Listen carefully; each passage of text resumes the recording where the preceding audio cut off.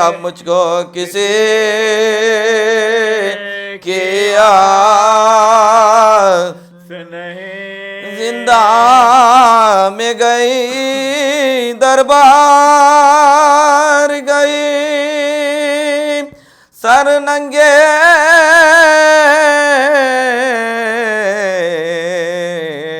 सरे बाजार गई। बिन तेरे जली लोकार गई, बिन तेरे जले लोकार गए। मेरे भी रनवा मुजरा लो मेरा कहती थी।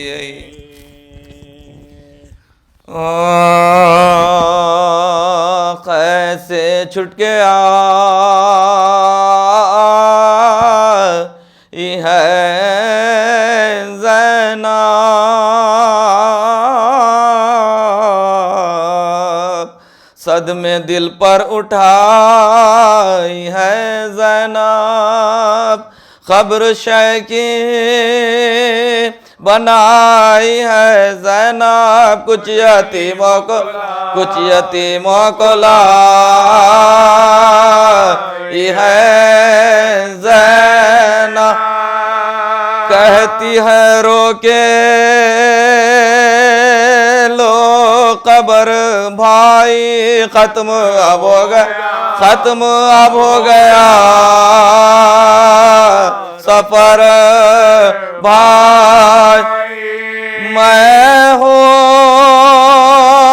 ज़ैनब, फलक सताई हूँ, तुमसे मिलने यहाँ मैं आई हूँ। और लुटे काफ़िले को लाई हूँ। भाई क्या क्या सिताम उठा, शाम तक नंगे सर गई ज़ैनब, क्या ना पहले मार गई ज़ैनब। उठ के देखो तो एक नजर भाई, अरे टुकड़े सदमों से है जिगर भाई। हो गया है सफेद सर भाई, झुक गई है मेरे कमर भाई। वादा पूरा मैं करके आई हूँ, पुष्ट पड़ता जिया ने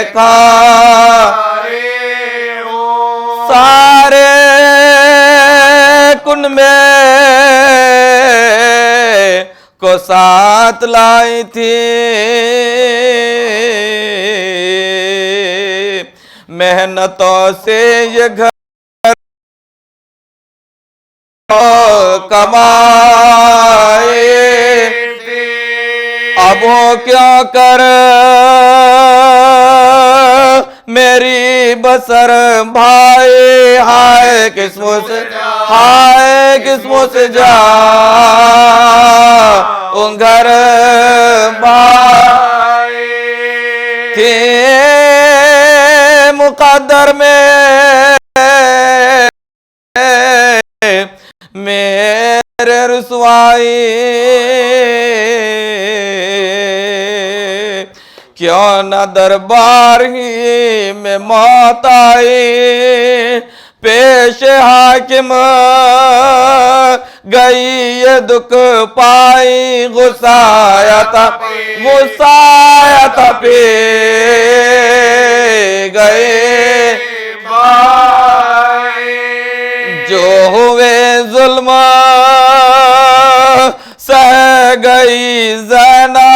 सबके रोने को रह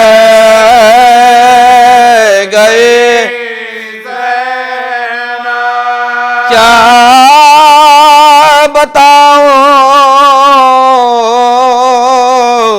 जो गुजरे रंजों में हाथ, अरे बाजुओं में मेरे बंदी थी रसा, थे तमाशाई सारे मर्दो जान, लुट गए मशाए फिरे बाजारे शाम में ज़ैनब क्या गई दरबार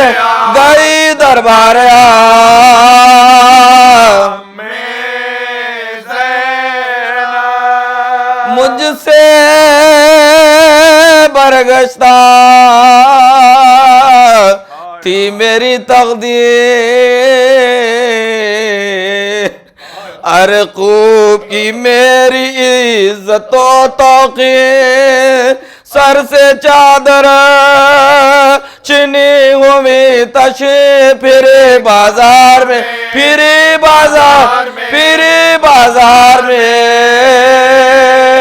मैं हो के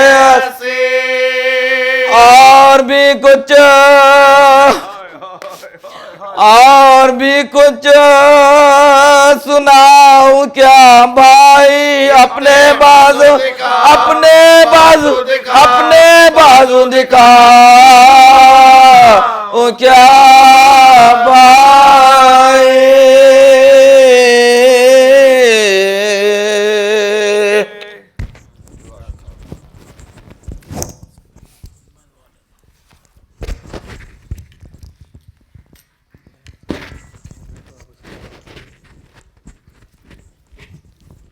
पर मोहम्मद वाले मोहम्मद सलावत।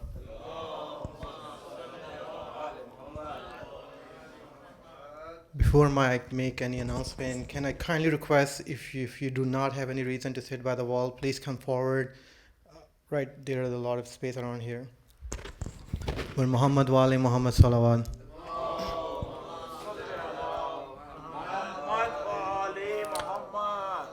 Couple of quick announcements. Next Majalis series at IEC is scheduled for Arba'in, starting from November 16th, Wednesday, to Sunday, November the 28th. These Majalis will be, the program will start at 7:30 with Salat Maghriban, followed by the English Majlis by Sheikh Azhar Nasser, and Urdu Majlis by Sayyid Maulana Sayyid Shahanshah Hussain Naqvi from Karachi, Pakistan. House Majlis is scheduled at the residence of Brother Najib Rizvi on Thursday, November the 17th, after IEC Majlis at 10 p.m. This Majlis is going to be addressed by Maulana Sayyid Shahanshah Hussain Naqvi. All Mu'minin are requested to attend this program. Tonight is the last Majlis of these 3 Majalis series, which Sheikh Azhar Nasser from Orlando, Florida.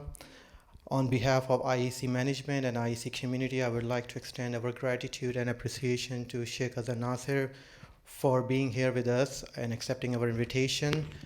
We pray to Allah for his continued success in propagating the message and teaching of Ahlul Bayt through his lecture and through his speeches and through his writing, and for his health, his iman, effort, time, and service to this community. Please recite a loud salawat.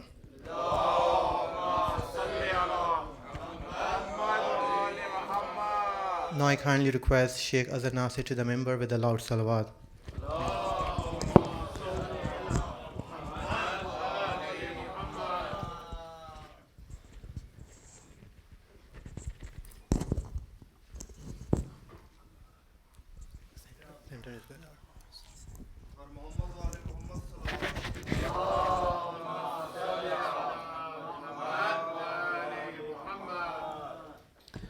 صلوا على محمد وآل محمد.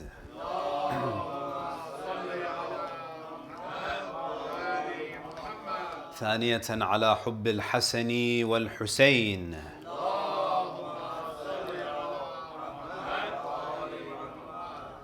على حب الإمام زين العابدين الثالثة بأعلى الأصوات. الله صل.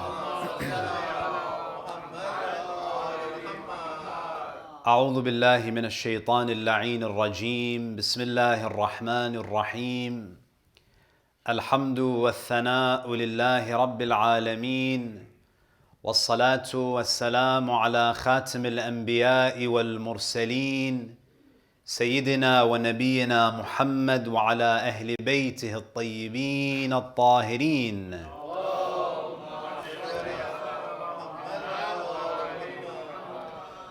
صلى الله عليه وعلى آله الطيبين الطاهرين. صلى الله عليك يا رسول الله، صلى الله عليك يا سيدي ويا مولاي يا أبا عبد الله، يا رحمة الله الواسعة ويا باب نجاة الأمة، ويا عبرة كل مؤمن ومؤمنة.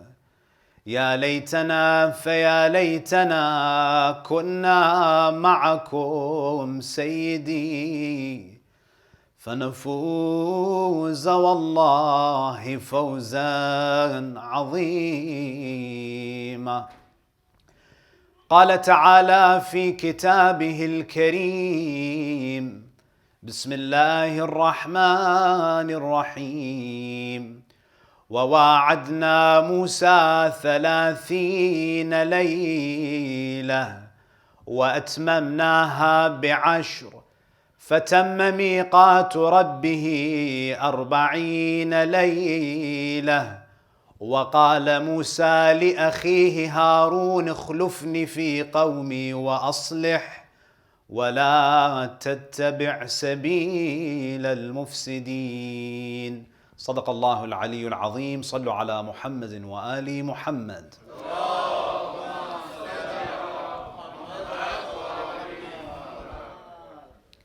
There are thousands of ahadith that have been attributed to the Holy Prophet. Some of them are not very well known, and some of them are very popular. There are a few traditions among the thousands of ahadith that have been transmitted generation after generation that have become so prominent and well known that the hadith itself is given a special name. One of those ahadith is Hadithul Manzila, where Rasulullah sallallahu alayhi wa alihi, la basallu ala Muhammad wa ala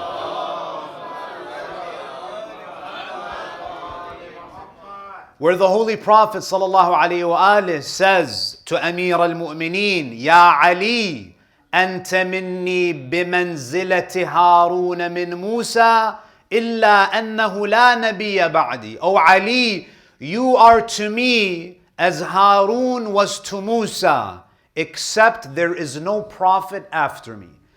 This hadith is so prominent in hadith literature. As I said, it was actually given a title. It was given a name known as Hadithul Manzila, the hadith of the status.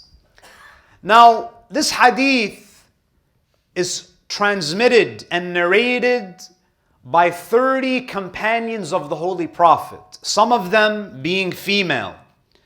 And this in and of itself is an indication that Hadithul Manzila, these words were proclaimed by the Holy Prophet both in public and in private settings. There are a number of notable companions who relate this hadith. You take, for example, Abdullah ibn Abbas. He narrates Hadithul Manzila. Abdullah ibn Mas'ud reports this hadith. Jabir ibn Abdullah al-Ansari reports Hadithul Manzila. You find that Umar ibn al-Khattab reports this hadith. Abu Sa'id al-Khudri, and even the likes of Muawiyah. All of them, they report this hadith known as Hadithul Manzila. Now, the second question that we have to ask is this hadith considered authentic? We had a discussion about the process of hadith authentication and hadith verification. If you look at the ulama of Ahlul Bayt, the Shia scholars, they believe that Hadithul Manzila is maqtu' as-sudur. It is a hadith that is beyond any doubt that it was uttered by the Holy Prophet on at least 20 different occasions. So the ulama of the Shia, they say Hadithul Manzila is sahih because it's mutawatir. Because we have so many reports from different companions that state we heard the Holy Prophet utter these words, Ya Ali, anta minni bimanzilati Harun min Musa. So the ulama of the Shia, they are in agreement that Hadithul Manzila is sahih. If you go and you ask Sunni scholars about the status of Hadithul Manzila, you will find that there is not a single Sunni scholar that can reject the authenticity of Hadithul Manzila for the simple fact that Hadithul Manzila is recorded in both Sahih al-Bukhari and Sahih Muslim. Because these books are known as Sahih, they are authentic, there is no self-respecting Sunni scholar that would have the audacity to challenge the sanad and the authenticity of Hadithul Manzila. Now, when we look at Hadithul Manzila, as I mentioned, this hadith is recorded in Bukhari and in Muslim. But in order to understand the implications of any hadith, we have to examine the context. When was this hadith said? When did the Holy Prophet declare to Amir al-Mu'mineen that, "O Ali, you are to me as Harun was to Musa, except that there is no prophet after me"? This hadith, according to Bukhari and Muslim, was proclaimed by the Holy Prophet before his expedition to Tabuk, before Ghazwat Tabuk. Now, in order for us to understand the circumstances surrounding the expedition to Tabuk, there is some historical background that I have to provide.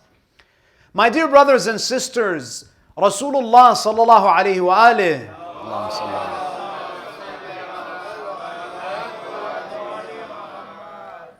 he conquers the city of Mecca in the 8th year after the Hijrah.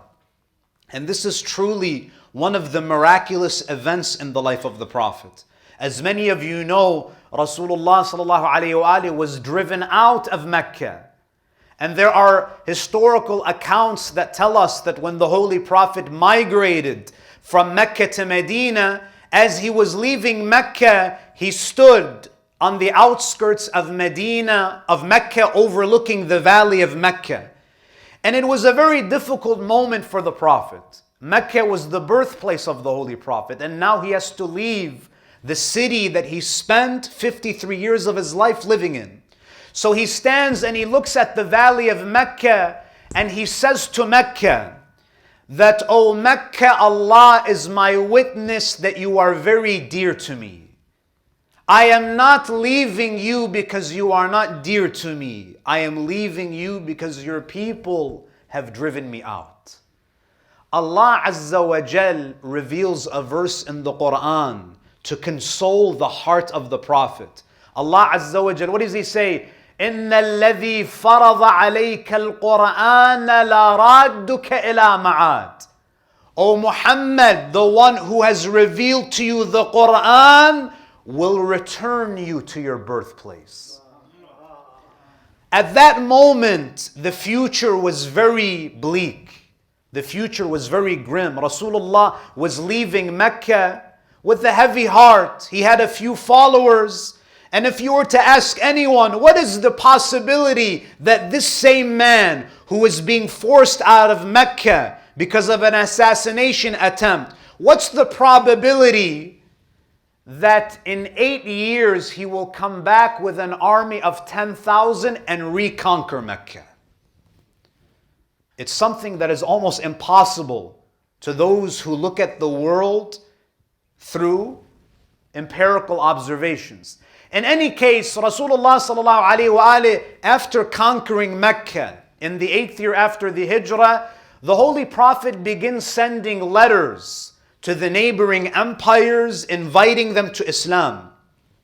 The Holy Prophet, among the letters that he writes a letter to the Roman Emperor, inviting him to Islam. He sends this letter with one of his companions, Harith ibn Umayr. He sends him as an ambassador to Rome. Harith ibn Umayr, he goes and he takes the letter. When he arrives in Rome and he delivers the letter to the emperor reads it and gives an order to execute Harith ibn Umayr. Now, when you execute and you kill an ambassador, that is essentially a declaration of war. The Holy Prophet ﷺ, as a reaction, as a response to the killing of his ambassador, he organizes an army of 3,000 men to march to the Syrian frontier to fight against the Romans in a retaliatory attack. This battle became known as the Battle of Mu'tah. The Battle of Mu'tah was a battle in which the Prophet sends 3,000 soldiers to avenge the killing of the ambassador that the Holy Prophet sent. The Muslims end up losing the Battle of Mu'tah. In that battle, Ja'far ibn Abi Talib is martyred. You find that the older brother of Amir al-Mu'mineen alayhi salam is martyred. When Amir al-Mu'mineen alayhi salam receives news that his brother has been martyred in the Battle of Mu'tah, what is the response of Amir al-Mu'mineen? He says what? Inna lillah wa inna ilayhi raji'un.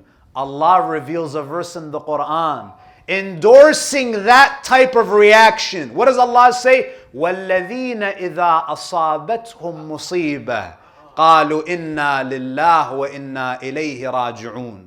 Allah Azza wa Jal was so impressed by the sabr of Amir al-Mu'mineen that he makes it the hallmark of a believer in reaction to masa'ib. وَالَّذِينَ إِذَا أَصَابَتْهُمْ مُصِيبَةٌ قَالُوا إِنَّا لِلَّهِ وَإِنَّا إِلَيْهِ رَاجِعُونَ. Every time you utter these words, you are acting on the sunnah of Ali ibn Abi Talib salawatullahi alayhi.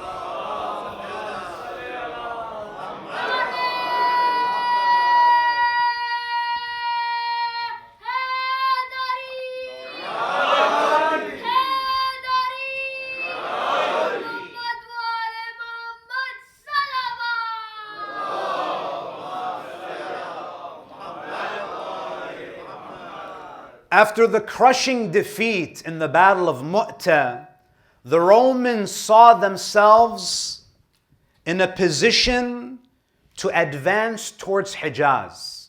The Romans were emboldened by their victory in the Battle of Mu'tah, so they begin to plan a mass invasion of Hijaz.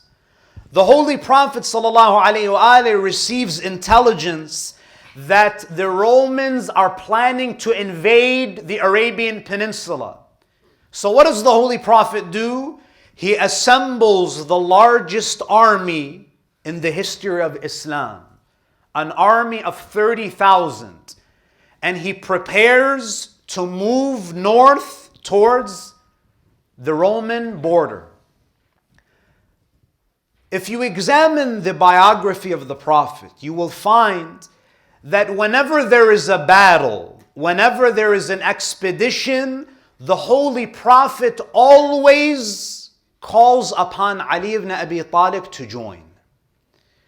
But this time, Rasulullah requests Amir al-Mu'mineen to stay in Medina. Why is it that Rasulullah in Badr, in Uhud, in Khaybar, in all of the battles, he calls upon Amir al-Mu'mineen to join. And not only is he called to join, but he is the standard bearer. But this time, in their expedition towards Tabuk, Amir al-Mu'mineen is requested to stay behind.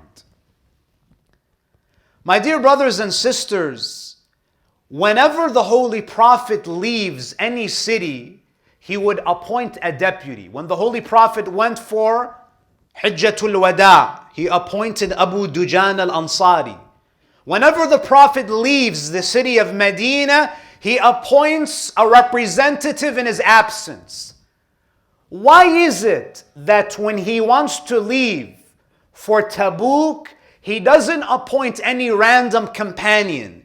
He insists that it's Ali ibn Abi Talib who stays behind. You may ask me, isn't Ali needed in the battlefield?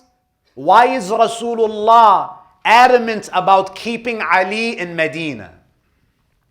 There's a verse in the Quran, in Surah At-Tawbah, verse 101, where Allah Azza wa Jal says, Allah subhanahu wa ta'ala speaks to the Prophet about the problem of munafiqeen. وَمِمَّنْ حَوْلَكُمْ مِنَ الْأَعْرَابِ مُنَافِقُونَ ومن أهل المدينة مردوا على النفاق لا تعلمهم نحن نعلمهم. O Muhammad, from among the Bedouins and from among the residents of Medina, there are hypocrites. You don't know them, we know them. Now one may say Rasulullah did not know the identity of the munafiqeen. Based on this ayah from the Quran, Allah says, لا تعلمهم نحن نعلمهم. Allah Azza wa Jal is not saying that Muhammad is completely in the dark. He is saying, I know the munafiq. And sometimes I tell my Prophet who the munafiqeen are. Meaning the Prophet alone would not be able to differentiate between the mu'min and the munafiq. He needs divine inspiration. You find there are many reports, many ahadith that show the Holy Prophet knew who the munafiqeen were. We have traditions that tell us when someone would die among the Sahaba, one of the ways the other companions would know if this mayyit is a mu'min or a munafiq, they would count the number of takbirat the Prophet would recite. Salatul mayyit, we recite how many takbirat over mu'mineen? 5. If it's a munafiq, Rasulullah recites only 4. So you find that Rasulullah sallallahu alayhi wa alihi, he was aware of the identity of the munafiqeen, not by his own effort, but by revelation. Rasulullah sallallahu alayhi wa alihi knew that among, Allahumma salli ala the Holy Prophet knew that among the companions there were a number of munafiqeen. There were a number of them. But you find that this time, when the Prophet was preparing to leave Medina and go towards Tabuk, he noticed many of the munafiqeen remained behind. So the Prophet recognized that the munafiqeen are planning to overthrow the Islamic government in his absence. He saw that the munafiqeen who would join in all of the expeditions, this time they suspiciously wanted to stay behind. Rasulullah sallallahu alayhi wa alihi knew that the only one who could prevent the munafiqeen from overthrowing the Islamic state was none other than Ali ibn Abi Talib salawatullahi alayhi. So the Ghazwa of Tabuk was essentially the Prophet saying, I will go and fight the kuffar in the battlefield, but I will keep Ali in Medina to fight against the munafiqeen. When you look at hadith, and this is precisely what the Prophet does. When the Prophet leaves Amir al-Mu'mineen in Medina, the munafiqeen begin taunting and mocking Ali ibn Abi Talib. They say to him, "Oh Ali, what happened? We thought that you were dear to Rasulullah. Why is he now leaving you behind with the women and the children?" Amir al-Mu'mineen alayhi salam was affected by these words. He was offended. So he goes to the Holy Prophet and he says, "Ya Rasulullah, why are you not taking me with you? Why are you leaving me behind with the women and the children while you're taking everyone else?" This is when the Holy Prophet says to Amir al-Mu'mineen, "Ya Ali, أما ترضى أن تكون مني بمنزلة هارون من موسى إلا أنه لا نبي بعدي." Oh Ali, don't you want to be to me as Harun was to Musa, but there is no prophet after me? When you look at Hadith al-Manzila, there are three interpretations that have been put forward. One interpretation of Hadith al-Manzila is that Hadith al-Manzila does not attribute any fadila to Amir al-Mu'mineen, let alone proving that he is the Khalifa of the Prophet. This was the opinion put forward by Ibn Taymiyyah. He says that Hadith al-Manzila in no way proves that Amir al-Mu'mineen has any fadila. This is one interpretation of Hadith al-Manzila. The second interpretation of Hadith al-Manzila is that Hadith al-Manzila attributes fadila to Amir al-Mu'mineen, but it does not prove that he is the rightful successor of the Prophet. And this is the opinion that is held by the mainstream Sunni world. The third interpretation is that Hadith al-Manzila attributes a list of fada'il to Amir al-Mu'mineen, and it also proves unequivocally that Ali ibn Abi Talib is the rightful Khalifa of Rasulullah sallallahu alayhi wa alihi.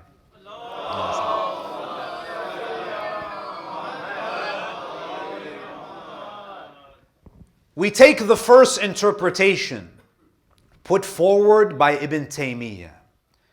Ibn Taymiyyah says Hadith al-Manzila should not be used as a hadith to highlight the virtues of Ali, because he says there are many Sahaba who were appointed as deputies in the absence of the Prophet. He argues, did Abu Dujan al-Ansari claim that it was a fadila for him to be appointed as a deputy when Rasulullah went for Hajjatul Wada?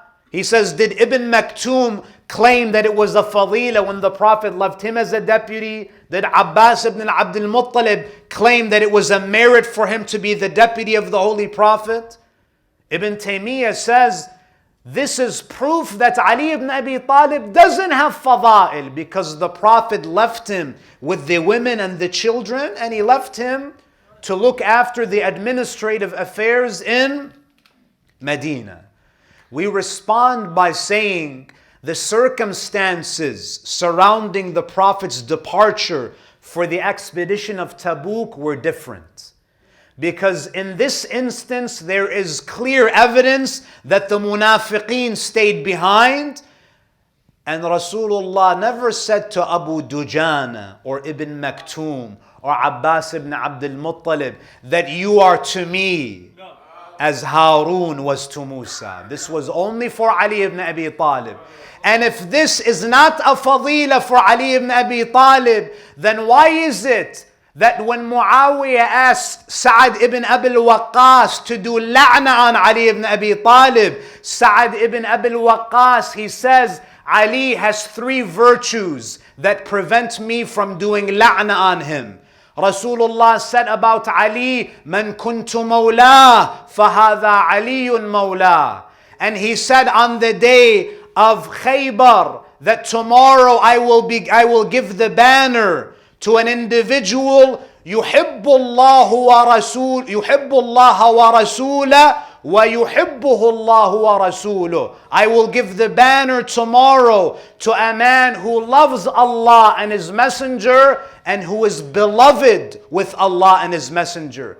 And Sa'ad says to Muawiyah, how can I curse a man whom Rasulullah said about, O Ali, أنت مني بمنزلة هارون من موسى. So you find that even the Sahaba were envious of this accolade that was given to Amir al-Mu'mineen.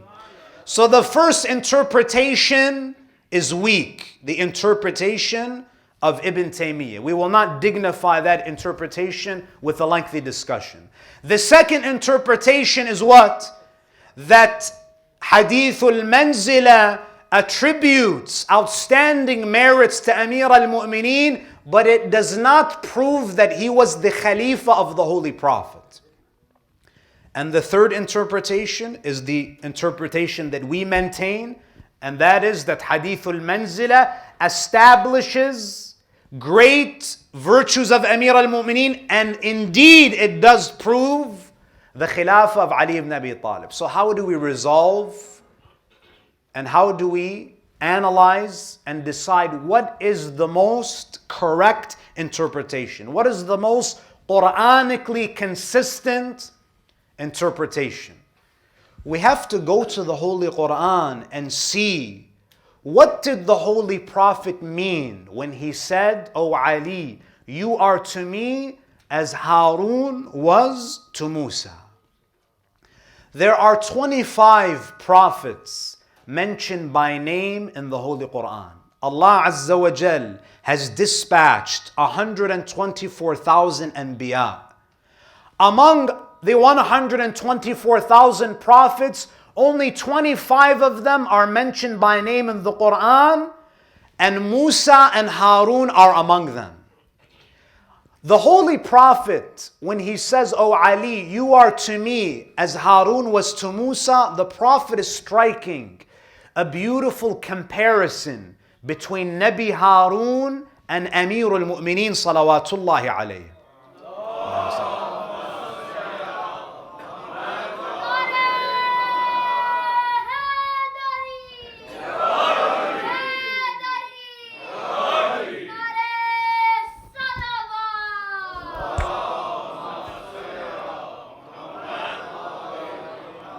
The question that we have to ask is, what does the Holy Quran say about Harun, and what can we apply to Amir al-Mu'mineen?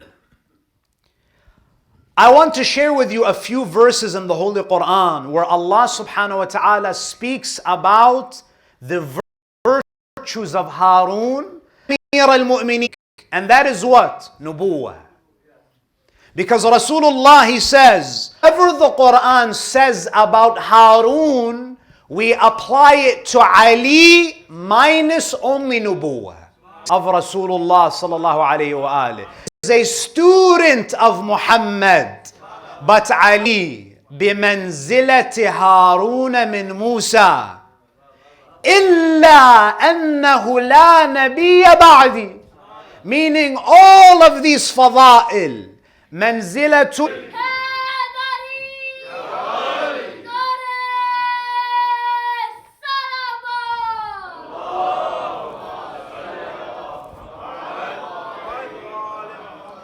And there is one more merit that is mentioned in the Quran about Harun. What does Musa say about Harun? وَأَخِي هَارُونَ هُوَ أَفْصَحُ مِنِّي لِسَانًا. One of the things that is mentioned in the Quran about Harun that makes him unique is his eloquence. The eloquence of Harun. We have a book dedicated to the eloquence of Ali ibn Abi Talib known as Nahjul Balagha. Amir al-Mu'mineen, not only is he the master of believers, but he is the master of speech. وَأَخِي هَارُونَ هُوَ أَفْصَحُ مِنِّي لِسَانًا. What you find very interesting about the relationship of Harun and Musa and the relationship between the Holy Prophet and Amir al-Mu'mineen is what happened in the absence of Musa. Allah subhanahu wa ta'ala says to Musa in Surah Taha, verse 85, when Musa is at the miqat receiving the Tawrat, and his stay is extended from 30 days to 40 days, Allah subhanahu wa ta'ala, what does he say? قَالَ فَقَدْ فَتَنَّا قَوْمَكَ مِنْ بَعْدِكَ وَأَضَلَّهُمُ السَّامِرِي. O Musa, we have tried your community in your absence, and Samiri has caused them to deviate. I ask you, my dear brothers and sisters, is Samiri part of the ummah of Musa, or is he outside of the ummah of Musa?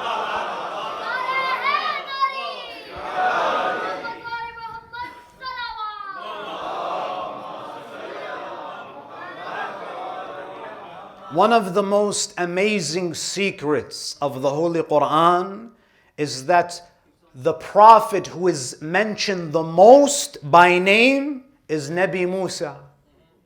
136 times he is mentioned by name. The most mentioned community in the Quran is Bani Israel. It is as though Allah is saying to us, O Muslims, do not treat Muhammad in the same way Bani Israel treated Musa. Don't commit the same crimes that Bani Israel committed in the absence of Musa, in the absence of Muhammad. When Musa was away, someone who was within the ummah, who claimed to be a follower of Musa, caused the deviation. You find that after the death of the Holy Prophet, the fitna that we saw in the ummah of Rasulullah, was it by the Jews and the Christians? Was it by the kuffar? The fitna was caused by internal forces. That after the Holy Prophet, there were individuals like Samiri who emerged. And you find that the Quran, if you go to Surah Taha, what does Allah say? What was the position of Musa, of Harun? وَلَقَدْ قَالَ لَهُمْ هَارُونُ مِنْ قَبْلِ. Harun said to them, he said, وَلَقَدْ قَالَ لَهُمْ هَارُونُ مِنْ قَبْلِ يَا قَوْمِ لَقَدْ فُتِنْتُمْ بِهِ. O my people, Samiri is a fitna for you. You respect him, you are flocking to him, but this Samiri is a test for you.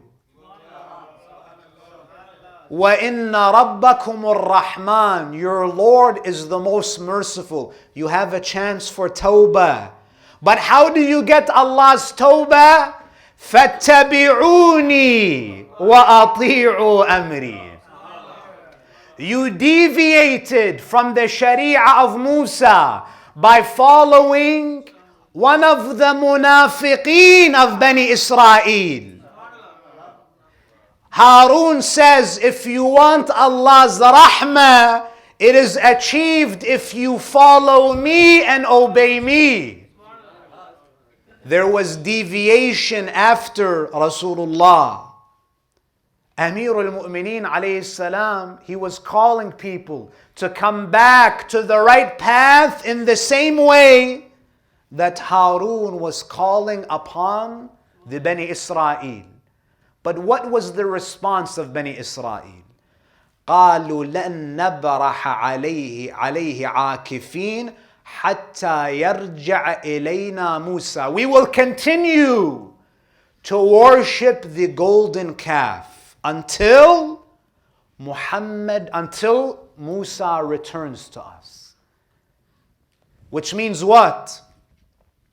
The fitna will only be resolved and addressed the situation of the ummah will only be rectified when there is a return.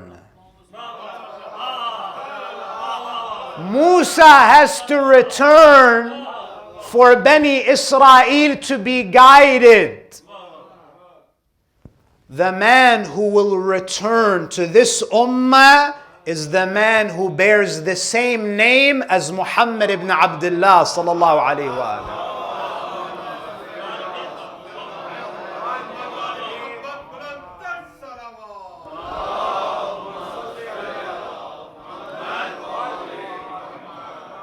Hadith al-Manzila was mentioned. This statement was made by the Holy Prophet over 20 times throughout his life.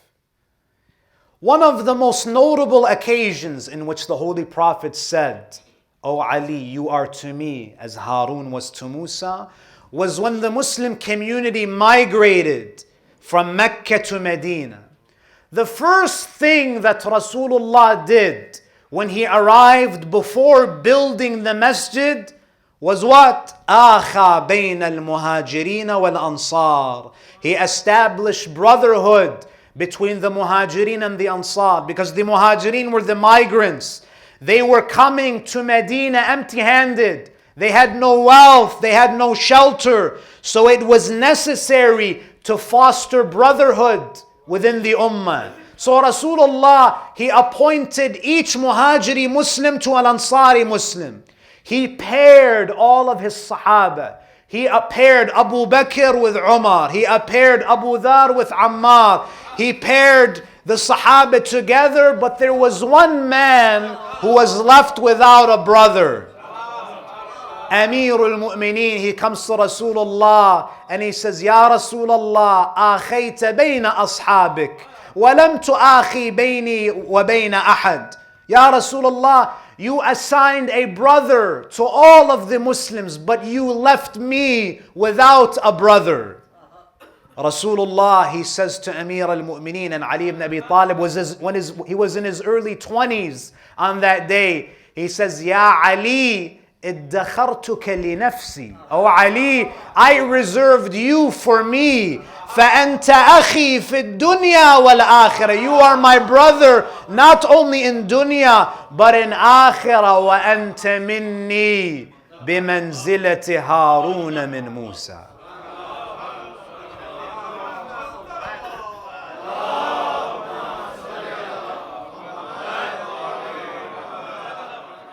Loving Ali ibn Abi Talib is the sunnah of the Holy Prophet.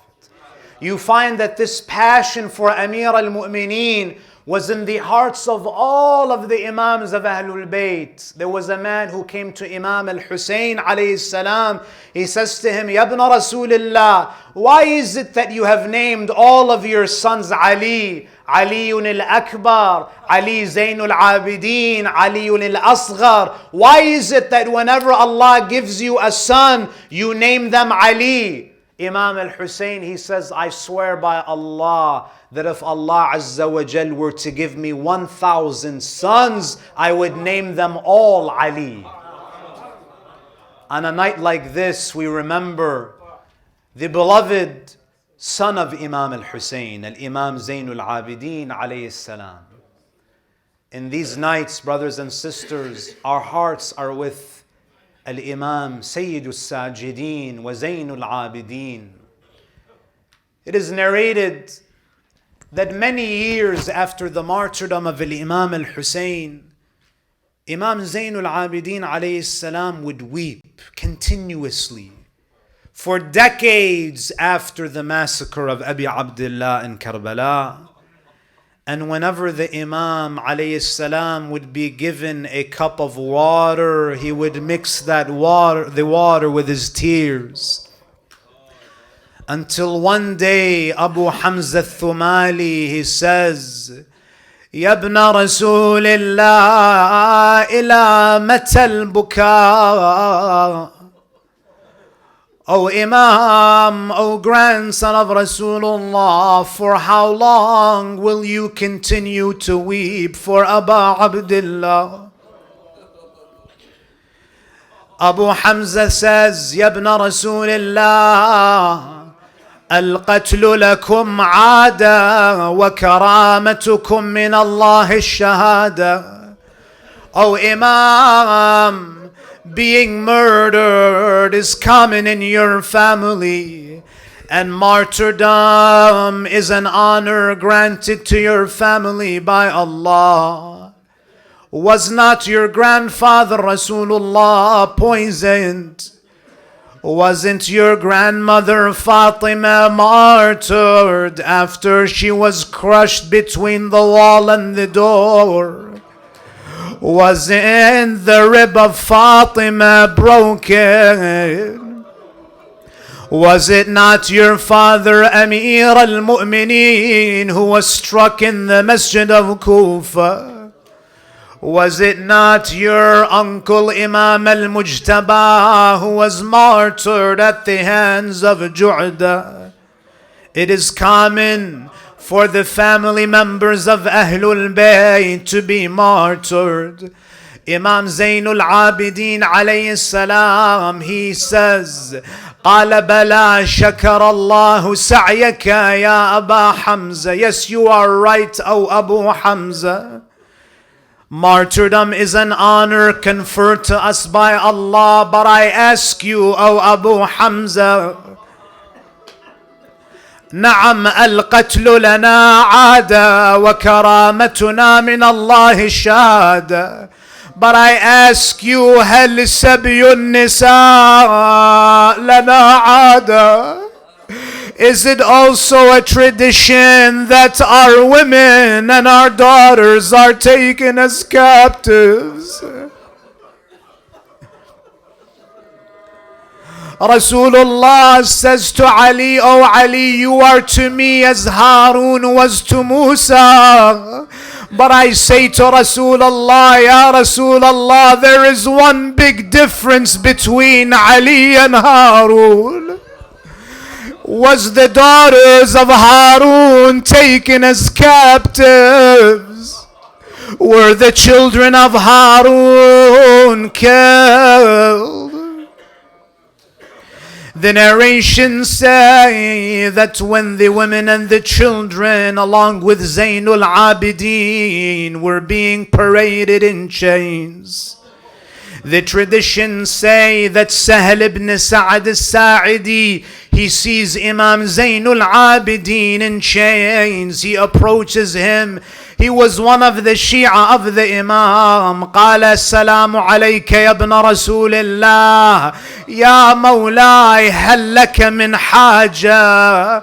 Oh my Imam, is there anything that I can do for you? The Imam says, Ya Sa'ad هل لك من الدراهم شيء? Do you have any money with you? Sa'ad says, Sahal says, what do you want with the money? The Imam alayhi salam, he says, take some of the money and give it to the man who is carrying that of Aba Abdullah, and give him money and tell him to move that away from Zainab. Tell him to move that away from Sukaina. And then he says, go and give the money to him. Sahel comes back. He says, Ya ibn Rasulillah, I gave him the money. They have moved that away. Is there anything else that I can do for you, O Imam? The Imam says, Ya Sahel, هل عندك ثوب عتيق? Do you have some old clothes? Sahel says, Ya ibn Rasulillah, what do you want with old clothes? You Ahlul Bayt, when you give new clothes. Why are you asking for old clothes? The Imam says to him, the shackles on my neck are cutting my skin. Sahel, he gives the old rag to Imam Zainul Abidin. The Imam, he lifts the neck shackle and the blood pours from the neck of the Imam. He puts the cloth there to ease the pain. La hawla wa la قوة إلا بالله العلي العظيم. وسيعلم الذين ظلموا آل محمد أي منقلب سينقلبون والعاقبة للمتقين. We ask Allah Azza wa Jal to accept the tears that we shed for Abi Abdullah al-Husayn and his noble family. We ask Allah Azza wa Jal to protect the zuwar of Abi Abdullah during the ziyarah of Arba'een. We ask Allah Azza wa Jal to give us all the tawfiq to visit Imam al-Husayn alayhi salam and his noble companions in Karbala. And most importantly, we ask Allah Azza wa Jal to honor us with the shafa'ah, the intercession of Imam al-Husayn on the day of judgment. يوم لا ينفع مال ولا بنون إلا من أتى الله بقلب سليم. وآخر دعوانا أن الحمد لله رب العالمين وصلى الله على محمد وآله الطاهرين.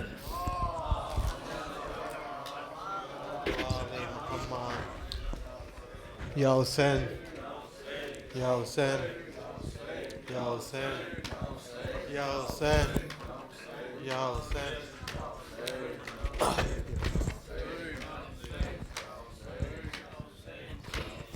Ya Hussein, Ya Hussein, Ya Hussein, Ya Hussein, Ya Hussein, Ya Hussein, Ya Hussein, Ya Hussein, Ya Hussein. अब भी आती है सकीना की सदाएं लोगों हाय जिंदानों से. अब भी आती है सकीना की सदाएं लोगों हाय जिंदानों से. अब भी आती है सकीना की सदाएं लोगों हाय जिंदानों से. मेरे बाबा को मिला दो मैं दुआएं दूंगी. सिसकियाँ ले के जो कहती थी मुसलमानों से. अब भी आती है सकीना की सदाएं लोगों हाय जिंदानों से. अब भी आती है सकीना की सदाएं लोगों हाय जिंदानों से. बोले सजा दे सकीना ये मुकद्दर तेरा. बोले सजा दे सकीना ये मुकद्दर तेरा. बेकफन तुझे को लिए फिरता हूँ बाजारों में. और लहुआ जे भी जारी है तेरे कानों से. अब भी आती है सकीना की सदाएं लोगों हाय जिंदानों से. अब भी आती है सकीना की सदाएं लोगों हाय जिंदानों से. जाके मकतल में पुकारी ये सकीना रो कर. जाके मकतल में पुकारी ये सकीना रो कर. भैया का से मेरे अकबर तुम कहाँ हो सारे. मेरे बाबा को बचा लो आके शैतानों से.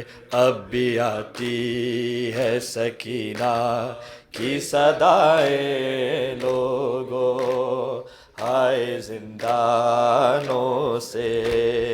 अब भी आती है सकीना की सदाएं लोगों हाय जिंदानों से.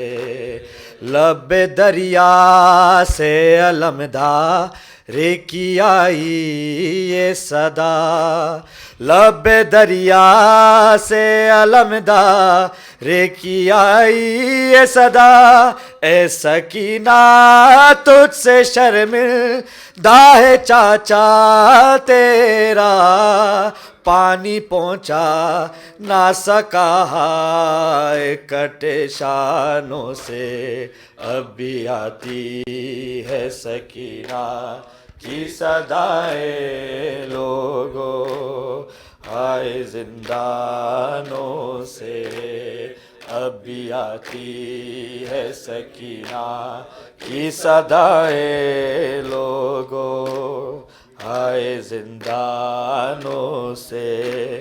आठे अज़ान बकवते फिजा में गूंजी, आठे अज़ान बकवते फिजा में गूंजी, सानिए ज़हरा के कुतबों को दबाने के लिए शोर बरपा किया दरबार में आज़ानों से, अब भी आती है सकीना की सदाएं लोगों, आए जिंदानों से, अब भी आती है सकीना की सदाएं लोगों, आए जिंदानों से।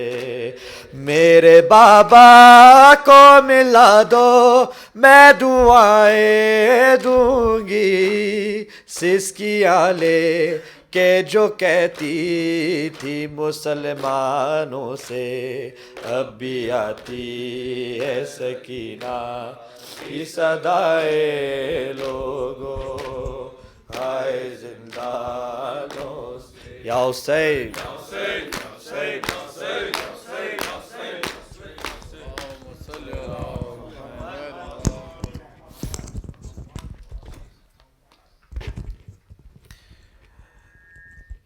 السلام عليك يا رسول الله، السلام عليك يا نبي الله، السلام عليك يا خير خلق الله ورحمة الله وبركاته.